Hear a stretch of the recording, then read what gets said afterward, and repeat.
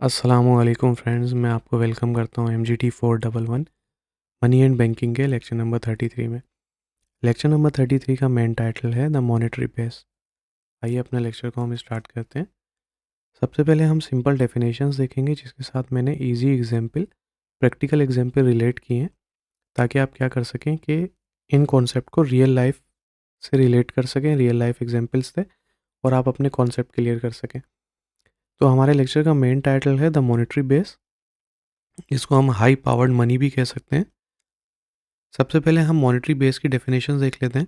The monetary base is the total amount of currency held by the public plus bank reserve.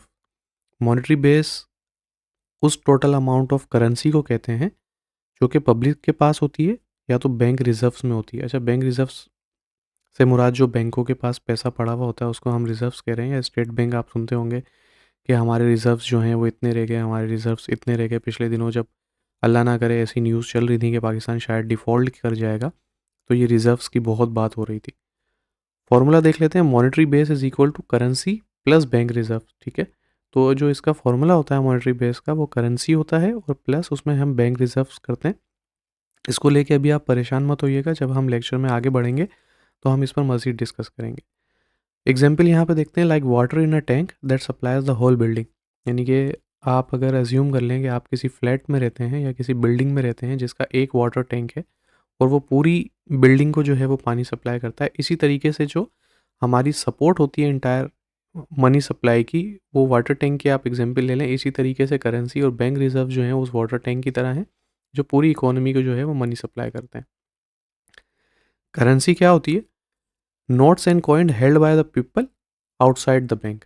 Currency से मुराद यहाँ पर ये है, notes हो गए यानी कि जो पैसे की सूरत में आपके पास होते हैं, और उसके अलावा कॉइन्स जो होते हैं गोल्ड की सूरत में जो होते हैं, जो लोगों के पास होते हैं आउटसाइड बैंक, उसको हम करेंसी कहते हैं। जैसे कि कैश इन योर वॉलेट और मनी कीप्ड एट होम, यानी कि आपके पास इस वक्त आपके वॉलेट के अंदर जो पैसे हैं और जो पैसे आपने घर में रखे हुए हैं छुपा के, वो सारे पैसे जो हैं करेंसी कहलाते हैं। अब हम बैंक रिजर्व्स की बात कर लेते हैं। Money that bank keep to meet withdraw and payment.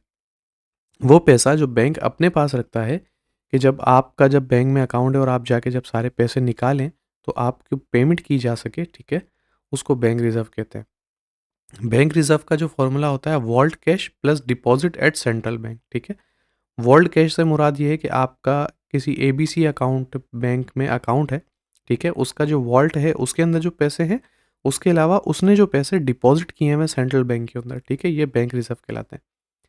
For example, emergency cash a shopkeeper keep in the drawer.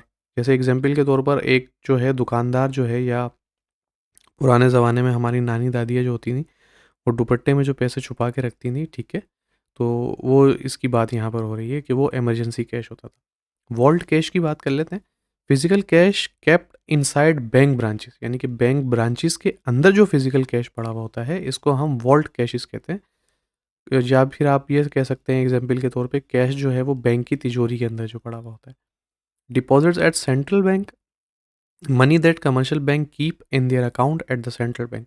यानी कि जो कमर्शियल बैंक जो हमने ऊपर बात की, जो कमर्शियल बैंक जो हैं जो अपना पैसा सेंट्रल बैंक के अंदर रखते हैं, उसको हम डिपॉजिट्स कहते हैं सेंट्रल बैंक के अंदर। फॉर एग्जाम्पल, जैसे कि हमारा करंट अकाउंट होता है बैंक के अंदर, ठीक है, इसी तरीके से बैंक का अकाउंट होता है सेंट्रल बैंक के पास। Central bank balance sheet a record showing what the central bank owns, यानी कि एसेट्स क्या क्या हैं सेंट्रल बैंक के, एंड ओस उसकी लाइबिलिटीज़ क्या हैं। फॉर एग्जांपल, जैसे कि एक पर्सनल बैलेंस शीट होती है आपकी, ठीक है, आपकी प्रॉपर्टी आपके लोन्स वगैरह में आपको बता रही होती है, इसी तरीके से नॉर्मली एक सेंट्रल बैंक की बैलेंस शीट होती है। अब वो सेंट्रल बैंक की बैलेंस शीट है या एक इंसान की, आपकी और मेरी बैलेंस शीट है, तो वो फॉर्मूले, एसेट्स, लाइबिलिटीज़, उसको बनाने का तरीका, वो सारी चीज़ें सेम होंगी।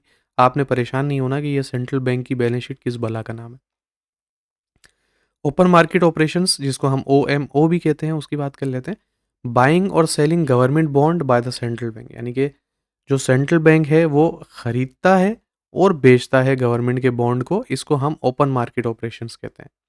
फॉरेन एक्सचेंज इंटरवेंशन, बाइंग और selling foreign currency asset bye the central bank, यानी कि आपने देखा होगा बहुत से मनी एक्सचेंजर्स होते हैं, सारी चीज़ें होती हैं, तो वहाँ पर कर रहा होता है कि सेंट्रल बैंक जो है वो US डॉलर्स को ख़रीद रहा होता है कि लोकल करेंसी जो है वो स्टेबलाइज रहे। डिस्काउंटेड लोन की यहाँ पे बात करते हैं। Short term loan given by the central bank to commercial bank, ठीक है। एक शॉर्ट टर्म लोन जो है, जो सेंट्रल बैंक कमर्शियल बैंक को कहता है, ठीक है, उसको हम डिस्काउंट लोन कहते हैं। फॉर एग्जांपल के एक बैंक को अचानक से कैश की शॉर्टेज हो गई है। एक बैंक के अंदर हज़ारों, बाज़ औक़ात तो लाखों कस्टमर्स होते हैं, ठीक है। अब क्या होता है कि वो सारे कस्टमर अचानक से एक साथ पैसे निकाल लेते हैं और जो सेंट्रल बैंक जो ब्रांच होती है उसके पास पैसे कम पड़ जाते हैं। तो ऐसी सूरत में वो कमर्शियल बैंक से जो है वो लोन ले लेता है सेंट्रल बैंक से, ठीक है, थोड़ी देर के लिए। तो और वो जो उसको लोन मिलता है वो डिस्काउंटेड उसमें मिलता है, तो इसको हम डिस्काउंट लोन कहते हैं। कैश विड्रॉ जो लोग जाके या आप जाके अपनी एटीएम से जो पैसे निकालते हैं, इस प्रोसेस को कैश विड्रॉल कहते हैं। न्यूमेरिकल एग्जांपल्स यहाँ पे देख लेते हैं। कोई एज सच इतनी बड़ी न्यूमेरिकल एग्जांपल नहीं है, लेकिन मुझे लगा कि 2-3 फॉर्मूले जो यहाँ पे यूज़ हुए हैं, उनको हमें डिस्कस करना चाहिए। तो वो एक मैं एग्जांपल आपको समझा दूँगा। प्रैक्टिस क्वेश्चन जो है वो आपने स्टॉप करके इस वीडियो को इसको सॉल्व करना है। जैसे कि करेंसी जो है वो लोगों के पास जो है वो 900 बिलियन है और बैंक रिज़र्व में जो है वो 600 बिलियन है, ठीक है। तो आपने मॉनेटरी बेस को मालूम करना है, तो मॉनेटरी बेस का फ़ॉर्मूला जो हमने ऊपर देखा था, वो था monetary base is equal to currency plus reserve. तो इन सूरत में यहाँ पर करेंसी जो है वो जो पब्लिक के पास है वो करेंसी है, तो वहाँ पे हम 900 पुट कर देंगे और जो बैंक रिज़र्व है 600 पुट कर देंगे, तो टोटल जो हमारे पास मनी बेस हो जाएगा, मॉनेटरी बेस हो जाएगा, वो 1500 बिलियन का हो जाएगा, ठीक है। ये प्रैक्टिस क्वेश्चन है, इसको आप खुद सॉल्व कर लीजिएगा। एग्जाम्पल 2 देखते हैं, open market purchase. Central bank ने जो है वो गवर्नमेंट के बॉन्ड खरीदे 200 मिलियन के, ठीक है। अब मॉनेटरी बेस में क्या होगा? तो मॉनेटरी बेस के जो रिजर्व्स हैं वो इंक्रीज़ हो जाएँगे 200 बिलियन से, एसेट्स भी बढ़ेंगे, लायबिलिटीज़ भी बढ़ेंगी, तो मॉनेटरी बेस जो है वो इंक्रीज़ होगा 200 बिलियन से। तो इन शॉर्ट जो मॉनेटरी बेस है वो इंक्रीज़ हो जाएगा 200 बिलियन से। अब हम एमसीक्यूज़ यहाँ पे देख लेते हैं। सॉरी। द अच्छा, अब मैंने इस लेक्चर से जो इम्पोर्टेंट कॉन्सेप्ट मुझे लगते थे कि आपको पता होना चाहिए, वो मैंने आपको डिफ़ाइन कर दिए हैं। इसकी वजह क्या है, मैं डायरेक्टली आपको एमसीक्यूज़ के ऊपर क्यों नहीं लेकर आया या सब्जेक्टिव क्वेश्चन पे क्यों नहीं लेकर आया। ये मल्टीपल चॉइस क्वेश्चन जो मैंने इस लेक्चर के अंदर इंक्लूड किए हैं, जो आपको स्क्रीन पे नज़र आ रहे हैं, उसके अलावा जो सब्जेक्टिव क्वेश्चन नीचे 3 मार्क्स वाले और 3 जो हैं वो 5 मार्क्स वाले, वो मेरा गेस है कि इस लेक्चर से वो इम्पोर्टेंट हैं कि वो पेपर में आ सकते हैं, ठीक है। लेकिन इन शॉर्ट अगर उनसे भी पेपर नहीं आया, जो कि 100% चांस है कि उन्हीं से आएगा, हर तरीके से मैंने इस लेक्चर को देखा है। लेकिन अगर उनसे नहीं आते, तो ऊपर जो कॉन्सेप्ट्स और डेफिनेशंस आपको बताई गई हैं, उनसे अगर आपने इस वीडियो को सही से देखा है 1-2 बार और अपने थोड़े-बहुत नोट्स बनाए हैं, ठीक है? तो उससे क्या होगा कि जब पेपर में कोई सा भी क्वेश्चन इस लेक्चर से आएगा, तो आप ईज़िली उसको पिक कर सकते हैं, अपने अल्फाज में कुछ भी लिख सकते हैं, ठीक है? हम मल्टीपल चॉइस क्वेश्चंस को यहाँ पर देखते हैं। The monetary base includes, monetary base में क्या चीज़ शामिल होती है, तो उसमें करेंसी और बैंक रिजर्व शामिल होते हैं। Bank reserve consist of, bank reserve किस चीज़ पे कंसिस्ट करते हैं, vault cash deposit central bank, यानी कि जो वॉल्ट में कैश पड़ा हुआ होता है और जो डिपॉजिट होते हैं सेंट्रल बैंक में, वो बैंक रिजर्व कहलाते हैं। विच action increase the monetary base, कौन सा एक्शन है जो मॉनेटरी बेस को बढ़ाता है, तो ओपन मार्केट परचेज, जिसकी हमने ऊपर एग्जाम्पल भी देखी। Open market operation are conducted by, open market operation जो है वो किस की तरफ से कंडक्ट किए जाते हैं, सेंट्रल बैंक की तरफ से। Foreign exchange intervention, foreign exchange intervention में क्या चीज़ इन्वॉल्व होती है, बाइंग और सेलिंग फॉरेन करेंसी एसेट, यानी कि आप खरीदते हैं और बेचते हैं फॉरेन करेंसी एसेट्स को। Discount loan are given to, discount loan किसको दिए जाते हैं, तो यहाँ पर कमर्शियल बैंक्स को दिए जाते हैं। Cash withdraw affect the monetary base, cash withdrawal जो है किस तरीके से मॉनेटरी बेस को इफेक्ट कर रहा होता है कि नॉट चेंजिंग इट साइज, इसका साइज़ जो है वो इतना चेंज नहीं हो रहा होता कैश विड्रॉल की वजह से, क्योंकि वो करेंसी बैंक में होती है, निकल के आपके पास चली जाती है। एट द एंड वो जो है करेंसी, वो मॉनेटरी बेस के अंदर ही रहती है, कंट्री के अंदर ही रहती है। Which is the liability of the central bank, central bank की क्या लाइबिलिटी होती है, करेंसी जो कि लोगों के पास होती है वो लाइबिलिटी होती है। बाइंग बॉन्ड इंक्रीज रिजर्व, यानी कि बॉन्ड खरीदने से क्यों रिजर्व इंक्रीज हो रहे होते हैं, central bank credit bank account, यानी कि सेंट्रल बैंक जो है वो क्रेडिट करता है दूसरे सारे बैंक अकाउंट को। High powered money is another name of, high powered money जो है उसका दूसरा नाम क्या है, मॉनेटरी बेस। इसी तरीके से मॉनेटरी बेस का जो दूसरा नाम है वो हाई पावर्ड मनी, ठीक है। अब हमने यहाँ पे एमसीक्यूज भी कवर कर लिए हैं, अब हम सब्जेक्टिव एग्जाम क्वेश्चन कवर करते हैं और इसके आंसर भी मैंने यहाँ पर आपको दिए हैं। What is the monetary base, monetary base क्या होता है, the monetary base is the sum of currency held by the public and bank reserve, ठीक है। The monetary base sum of currency, यानी कि जो लोगों के पास पैसा है उसका, ठीक है, और जो बैंक के अंदर रिजर्व है उन दोनों का जो सम होता है वो मॉनेटरी बेस होता है। It is controlled by the central bank and supported by the money supply, यानी कि ये कंट्रोल किया जाता है सेंट्रल बैंक की तरफ से और सपोर्ट किया जाता है पैसे को छाप के उसकी सप्लाई करके। What are the bank reserve? Bank reserves क्या होते हैं? Bank reserve include vault cash and deposit held by the bank and central bank. Bank reserve include करते हैं वॉल्ट कैश जो ब्रांचेस में पड़े हुए होते हैं, उसके अलावा बैंक्स के डिपॉजिट जो कि सेंट्रल बैंक में पड़े होते हैं।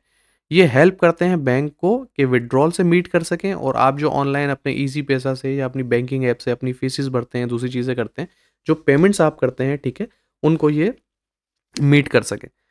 What is an open market operation? Open market operation क्या होता है? इट इज़ द बाइंग और selling of government securities by central bank to control reserve and the monetary base, यानी कि ये बाइंग और सेलिंग है गवर्नमेंट सिक्योरिटीज की जो कि सेंट्रल बैंक सेल करता है और कंट्रोल करता है रिजर्व को और मॉनेटरी बेस को। लॉन्ग क्वेश्चन यहाँ पे देख लेते हैं। Explain the component of the monetary base. आपने मॉनेटरी बेस के जो कंपोनेंट्स हैं उनके बारे में बताना है। The monetary base has two component. Monetary base के दो कंपोनेंट होते हैं, currency held by the public and bank reserve, पैसा जो कि पब्लिक के ज़रिए होल्ड किया जाता है या पब्लिक के पास होता है, दूसरा बैंक रिजर्व के अंदर अंदर होता है। करेंसी में क्या क्या चीज़ें इंक्लूड होती हैं? नोट्स और कॉइन, यानी कि नोट हो गए और जो सिक्के हो गए जो आउटसाइड बैंक होते हैं, ठीक है। बैंक रिजर्व में क्या चीज़ कंसिस्ट होती है? वॉल्ट में कैश जो कि ब्रांचेस के अंदर पड़ा हुआ होता है और जो बैंक्स का सेंट्रल बैंक के अंदर पड़ा हुआ होता है। Together they form high powered money. ये सब मिलके एक हाई पावर्ड मनी या मॉनेटरी बेस बनाते हैं जो कि इन्फ्लुएंस करता है द ओवरऑल मनी सप्लाई, पूरी ओवरऑल मनी सप्लाई को, ठीक है। Explain how open market operation affect the monetary base. आपने ये बताना है कि किस तरीके से ओपन मार्केट ऑपरेशन जो है वो मॉनेटरी बेस को इफेक्ट कर रहा होता है। When the central bank boys government bank bond, जब एक सेंट्रल बैंक जो है गवर्नमेंट के बॉन्ड को बाय करता है तो वो इंक्रीज करता है बैंक रिजर्व को, ठीक है। This raise both asset and liability expand the monetary base. अब ये क्या होता है? ये जो रेज आता है ये एसेट और लाइबिलिटी दोनों चीज़ों को बढ़ाता है और एट दी एंड इसकी वजह से मॉनेटरी बेस बढ़ता है।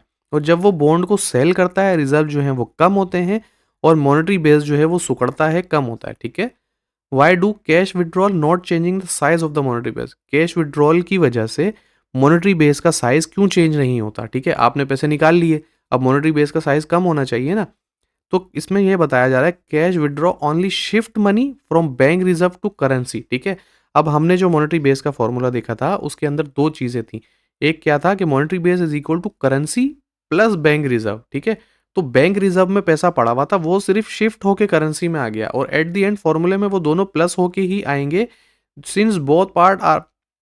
तो जो वो दोनों जो हैं वो मॉनेटरी बेस का ही हिस्सा हैं।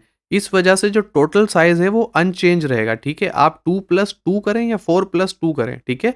जो at at the end result 2+4 करें या 4+2 करें, एट दी एंड रिजल्ट जो है वो 6 आएगा। सिर्फ नंबर्स की पोजीशन चेंज हो जाएगी, करेंसी की पोजीशन चेंज हो जाएगी, ठीक है।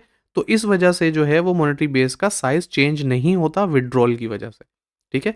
I think so I made my self clear. अगर फिर भी आपको कोई क्वेश्चन है तो आप कमेंट सेक्शन में पूछ सकते हैं। अगर आपको ये नोट्स चाहिए, ठीक है, तो वीडियो की डिस्क्रिप्शन में ईमेल आईडी मौजूद है, आप ईमेल कर सकते हैं। ईमेल बहुत सारी आती हैं, उसको रिस्पॉन्ड करने में टाइम लगता है, तो आप ऐसा कर सकते हैं कि व्हाट्सएप ग्रुप का लिंक भी मौजूद है, व्हाट्सएप ग्रुप को ज्वाइन करें, एडमिन को ईमेल करें and he will tell you the complete process how will you get this note, ठीक है। आज की वीडियो में इतना ही, मिलते हैं अगली वीडियो में। जब तक आपसे एक दरख्वास्त है कि प्लीज़ वीडियो को लाइक करें, शेयर करें, चैनल को सब्सक्राइब ज़रूर कर लें और कमेंट कर दें तो क्या ही बात हो जाएगी। आज की वीडियो में इतना ही, मिलते हैं अगली वीडियो में। जब तक दुआओं में ज़रूर याद रखिएगा। अल्लाह हाफ़िज़।